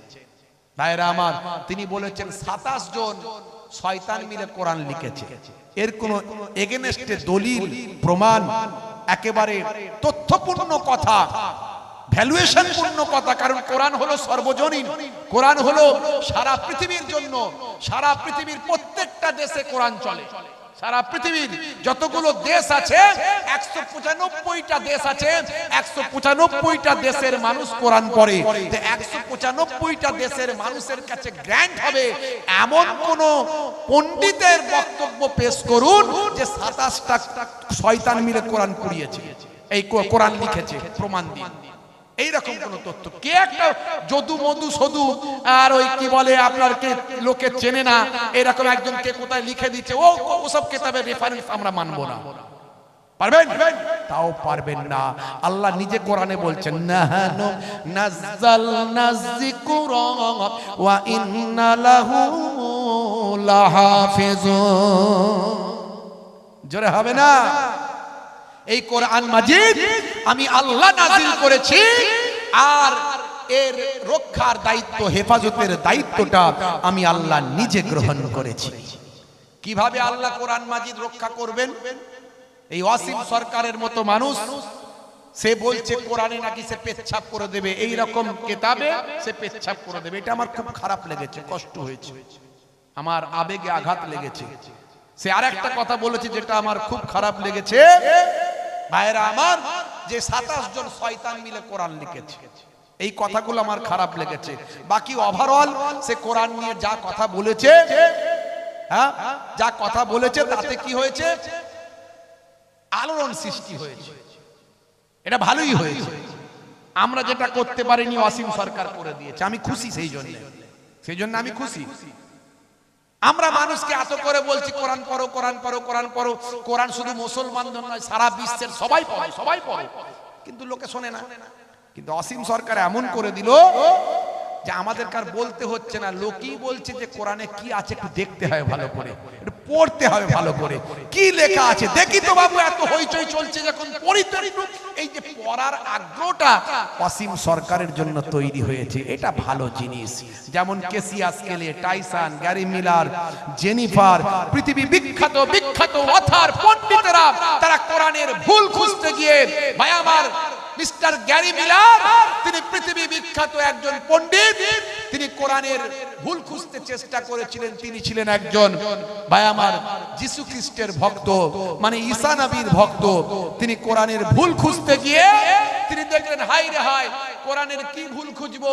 যে ঈসার আমি শিষ্য, যে ঈসা নবীকে আমি ভালোবাসি, যে যিশুকে আমি ভালোবাসি, তারা বলে যিশু, আমরা বলি ঈসা। তাই তো নাকি? কথা ঠিক না ভুল? হে তরুণ যুবকেরা, হে আমার বন্ধুরা, হে আমার মুরব্বিয়ানেরা, তারা বলে অ্যাডাম, আমরা বলি আদাম।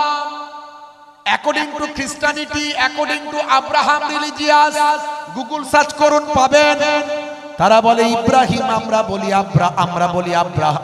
ইব্রাহিম, তারা বলে আব্রাহাম, আমরা বলি ভাই আমার মুসা, তারা বলে মোজেস, আমরা বলি ডেভিড, তারা বলে ডেভিড, আমরা বলি দাউদ, তারা বলে ভাই আমার ঈসা, আমরা বলি ঈসা, তারা বলে যিশু। হে তরুণ যুবকেরা, হে আমার বন্ধুরা, হে আমার মুরব্বিয়ানেরা, আমরা বলি মারিয়াম, তারা বলে মেরি। খালি নামগুলো পাল্টে গেছে, ব্যক্তিগুলো একই, স্থানকাল পাত্র অনুযায়ী, ভাষা অনুযায়ী নামগুলো পাল্টেছে। হে তরুণ যুবকেরা, মিস্টার গ্যারি মিলার তিনি বললেন, আমি কোরআনের ভুল খোঁজার চেষ্টা করছিলাম, আমি ঈসা নবীর ভক্ত, মানে আমি যিশুর ভক্ত, তা আমি কোরআনের ভুলগুলো খুঁজে বের করে পৃথিবীর মানুষের কাছে প্রচার করব। আমি কোরআনের ভুল খুঁজতে গিয়ে দেখলাম, যার উপরে কোরআন মাজিদ অবতীর্ণ হয়েছে, সেই প্রফেট মুহাম্মদ সাল্লাল্লাহু আলাইহি ওয়াসাল্লামের নামটা কোরআনে 5 জায়গায় আছে। আর আমি যার ভক্ত, সেই যিশু, সেই ঈসা নবীর নামটা কোরআনে 25 জায়গায় আছে। আমি অবাক হয়ে গেলাম, এ তো কোরআন তো আমাদের শত্রু নয়। আরে আমি যার ভক্ত তার নাম 25 বার, আর যার উপরে কোরআন এসেছে তার নাম 5 বার।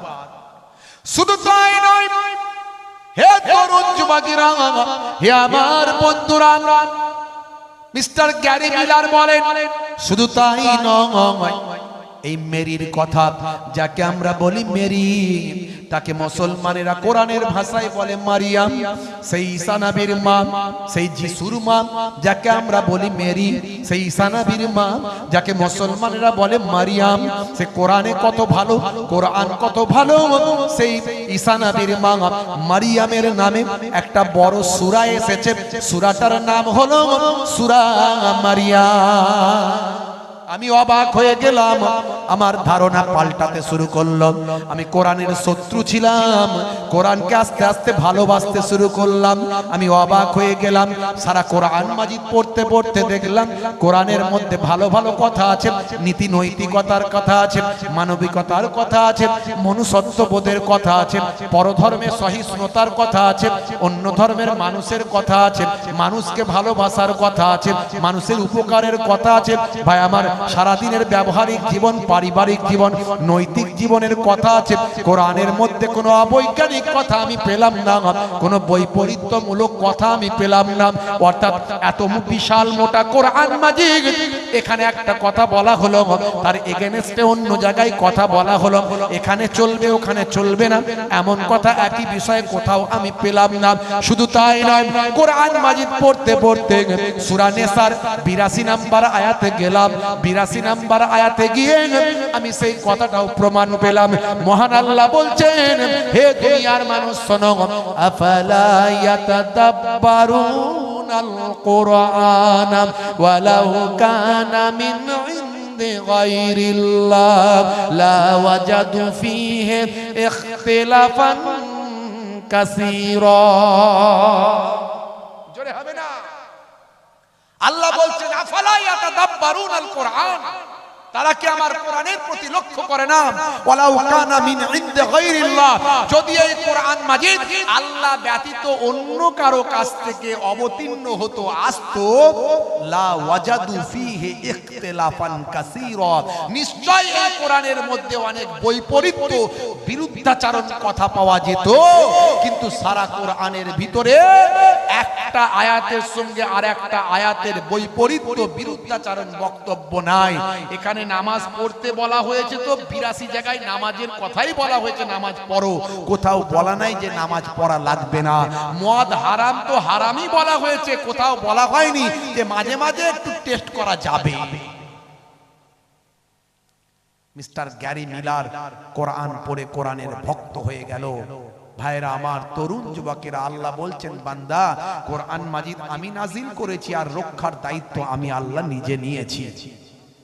এই ওয়াসিম সরকারের মতো মানুষ যখন কোরআনের বিরোধিতা করছেন, তখন আমি যেমন কোরআনের ছাত্র হয়ে, আমি ইসলাম ধর্মের মানুষ হয়ে আমি যেমন গীতাকে সাপোর্ট করি, গীতা ভালোবাসি, আমি বাইবেল ভালোবাসি, আমি ত্রিপিটক ভালোবাসি, আমি বেদ ভালোবাসি, আমি রামায়ণ মহাভারত ভালোবাসি, কারণ প্রত্যেক ধর্মের ভিতরেই, ধর্মীয় গ্রন্থের ভিতরেই ভালো ভালো কথা লেখা আছে। শুধু তাই নয়, লক্ষ লক্ষ কোটি কোটি মানুষের আবেগ সেখানে জড়িয়ে আছে। ইসলাম বলেছে অন্যের ধর্মকে খারাপ বলো না। কোরআন বলে দিয়েছে তুমি যারা আল্লাহ ব্যতীত অন্যের ইবাদত করে তাদের গালিও দিও না। জোরে বলুন সুবহানাল্লাহ। মারা তো দূরের কথা, গালিও দিও না। অথচ ওয়াসিম সরকার বলছে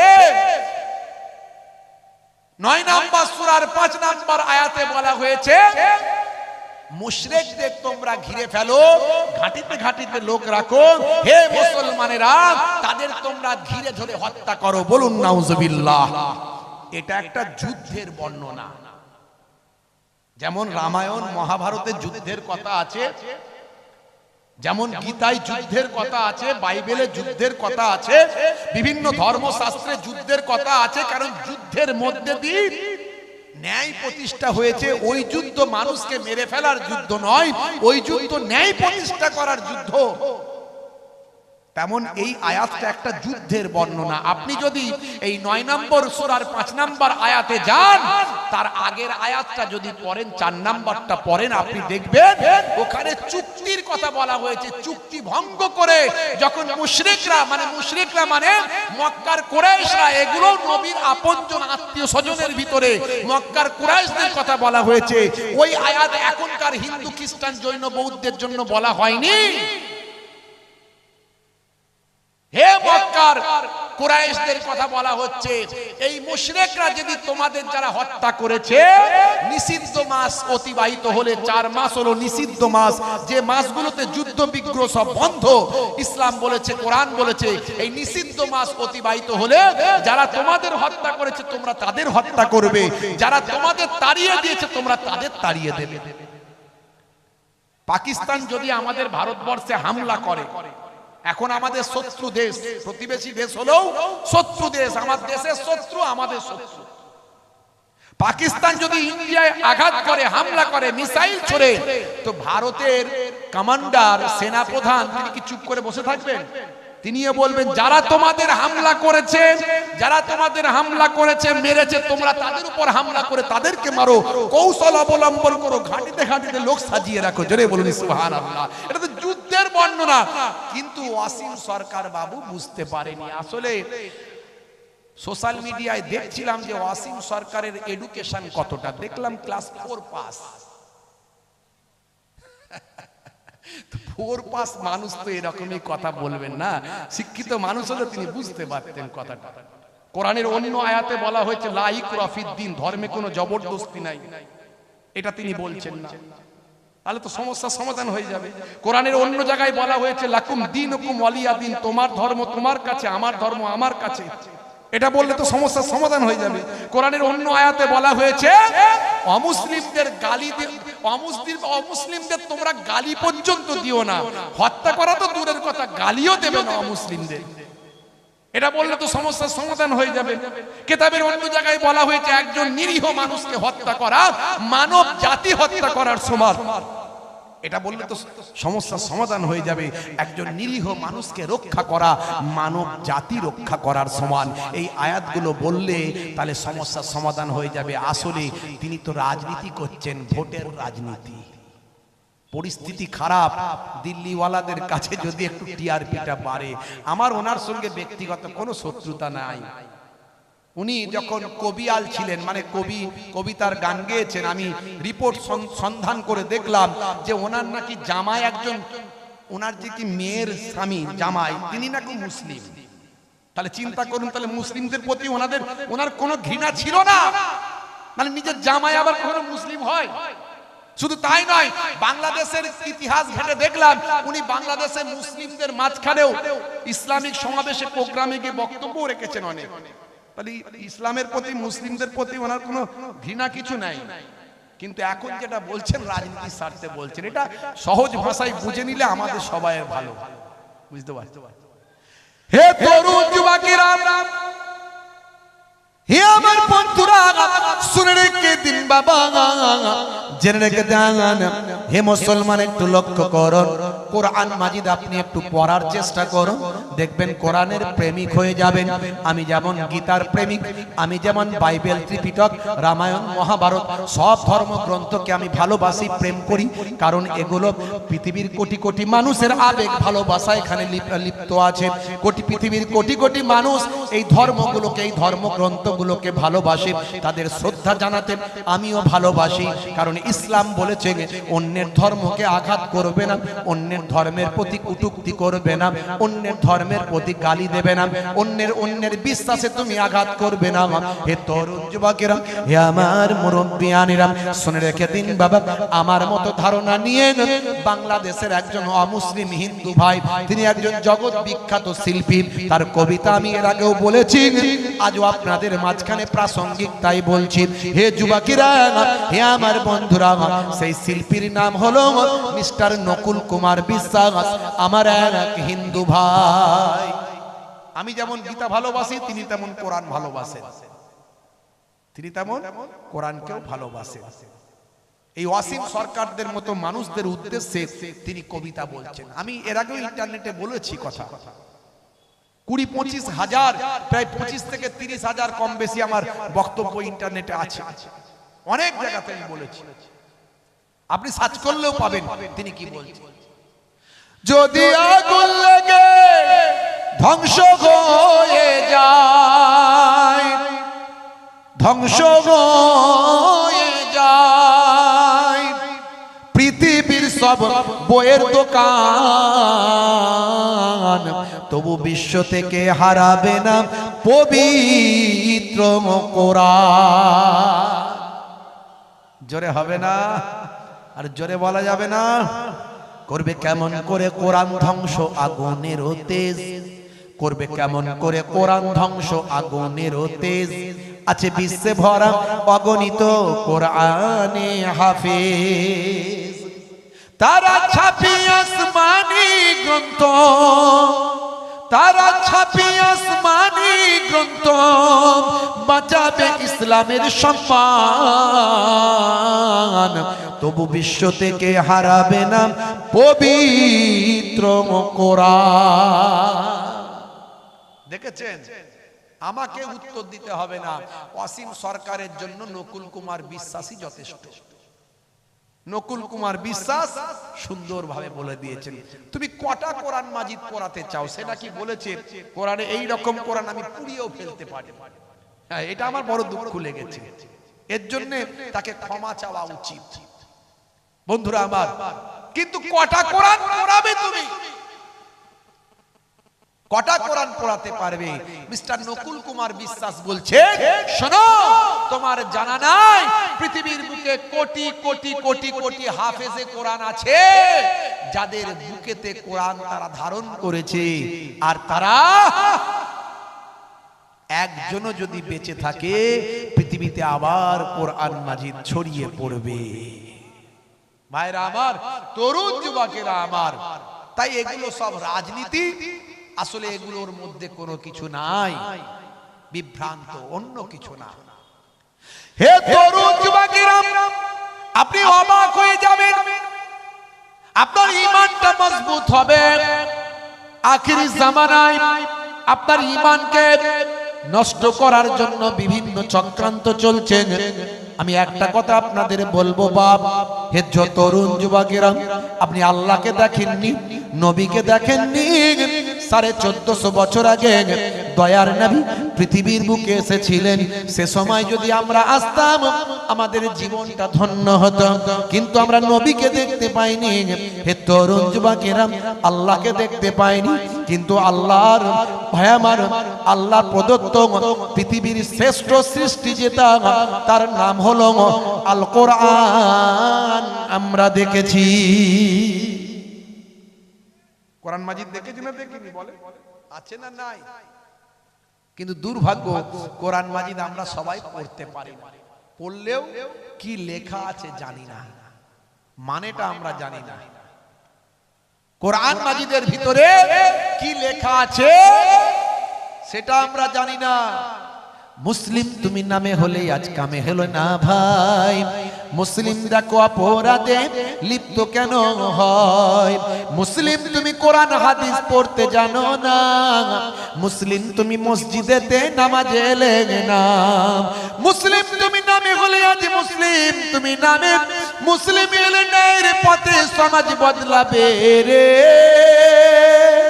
সমাজ বদলাবে। মুসলিম তুমি নামে হলে আজ কামে হলে না ভাই, মুসলিম দেখো অপরাধে লিপ্ত কেন হয়? বোমে বারুদে নেশার থালায় হবে না কারো সাথে, বোমে বারুদে নেশার থালায় হবে না কারো সাথে। সালাউদ্দিন আর তাগুলের তুমি যে উত্তরসূরি, ব্যঙ্গ কার্টুনে ব্যঙ্গ সিনেমায় নবীর সম্মান কমে না, ব্যঙ্গ কার্টুনে ব্যঙ্গ সিনেমায় নবীর সম্মান কমে না। গুগল সার্চে সেরা মনীষী খুঁজে দেখো না, গুগল আছে।